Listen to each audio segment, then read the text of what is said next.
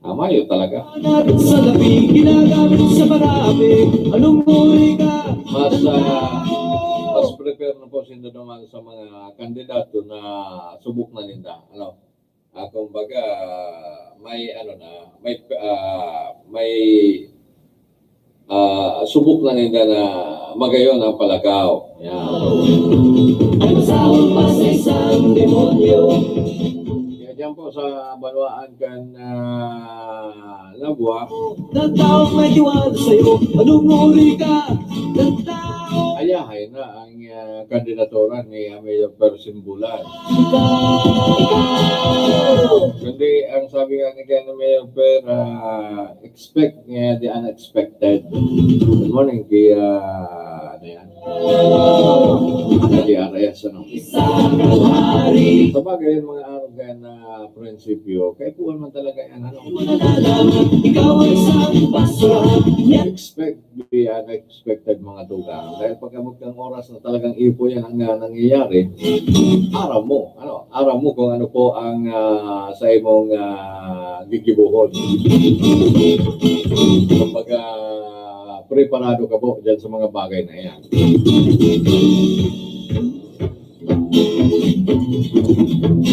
Panay na pagka-udto. Yaw ng ACT-CIS party list sa paagi ni Ma'am Ninya Taduran. Gusto naman daw ang kampanya ni Ma'am Ninya.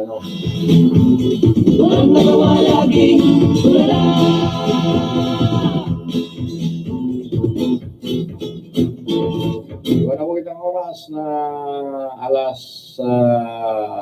10:51 na po na pagkaaga. Good morning sa grupo kan ACT-CIS. Sige-sige ng libot ninda ko niyan, Tayo ang lilinis sa tuming ito. Kaya dapat tayo magising na, imulat na ang mata upang makita ang totoo.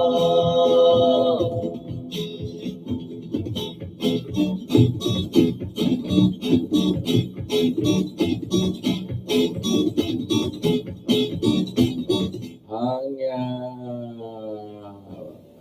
Bureau of Immigration mga tugang nagpatanid man sa paagiman kan Senate Commissioner na si James Morente. Manungod po dito sa pagtaas kan mga bilang kan mga gusto pong magtrabaho bilang mga overseas Filipino workers. Dahil po dito sa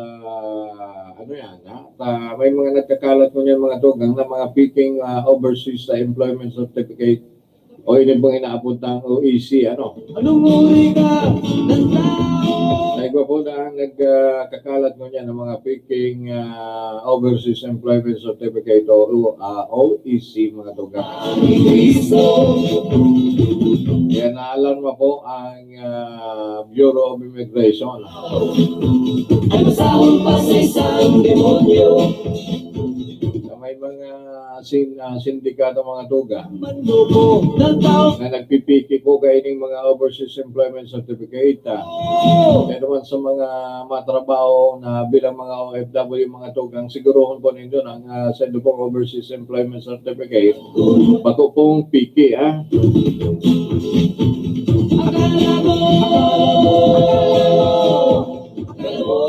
Kaya sa paagikan sa pong commissioner na si Morente mga tugang, inalerto na po ang gabos na tauhan kan Port Operations Division na nakadestino man po sa departure counter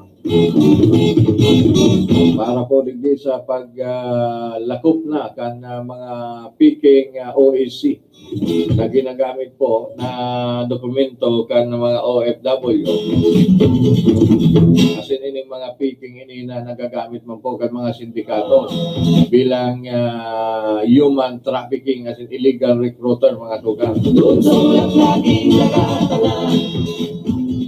ang bibig ay nakabuka. Kaya nagpatanin po ang Bureau of Immigration na po sa mga OFW na mag-ingat po kamo sa naglalakok na mga peaking overseas employment certificate. Nagbabahala ang Bureau of Immigration dahil sa kadakol ng nabiktima ng mga sindikatong ini. Kaya naman sa mga OFW, pasiguro manggiraray kitang mga tugang kaya ka mo basta-basta maniniwala. I-verify nindo. Tayo ang lilinis sa luming ito. Yan yung mga sindikatong ini, maski sa talagang ayon sa kang gobyerno kadakol mga sindikato. Ay magising na, imulat na ang mata upang makita ang totoo. Maski sa na sana siguro.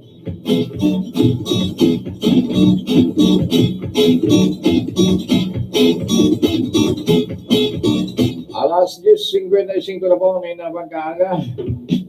Ang trust rating man po na sa tuwing si Presidente nagtaas man.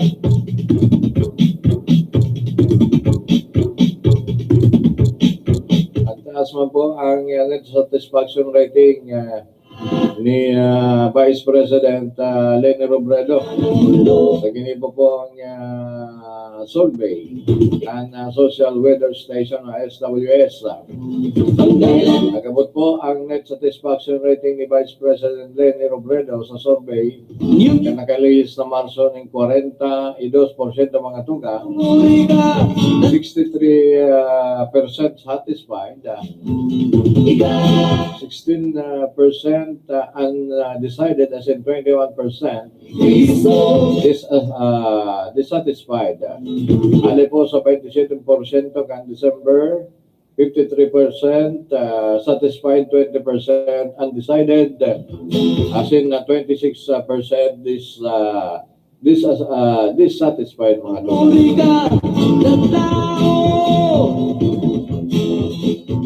kaya sa survey po kan SWS nagtaas man ang performance rating kan Vice President na si Vice President Leni Robredo mga Ngunit hindi mo nalalaman, ikaw ay isang basurahan. Yan ang nakikita ko sa'yo. si House Speaker Gloria Macapagal Arroyo igwama pong 17%, 29% satisfied, 25% undecided, as in 46% dissatisfied. Tingnan po sa nakatukaw na House Speaker na si Gloria Mapagal Arroyo. 46% mga tugang ang dissatisfied.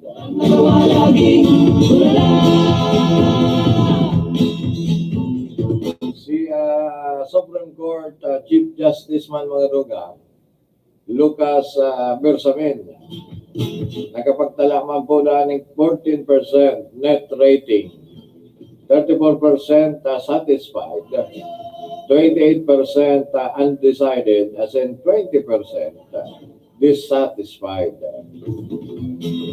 Yan po sa mga ginibong survey ka nakalihis na December hanggang March. Sa luming ito,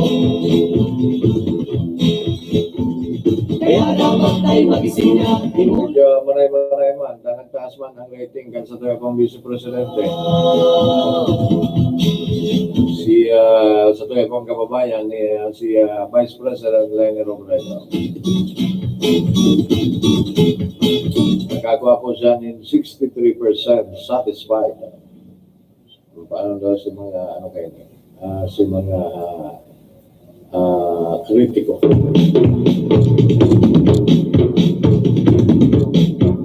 Well, mga dugang aloy-aloy na po akong mapaaraw sa ito. Inabot na po kita kan sa tuya pong programa. Ito po sa tuyang programa Pulso Publiko. Sa iba na naman po ang Bicol Connection.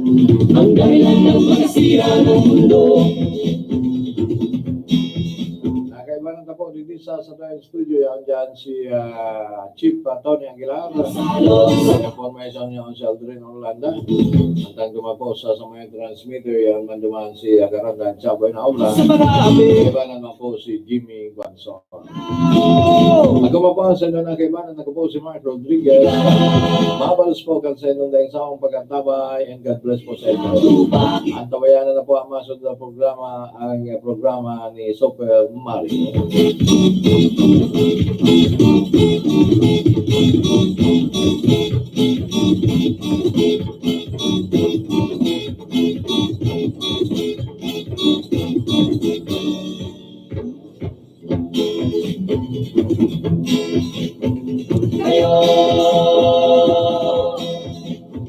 Kayo na ba'y walang magawa?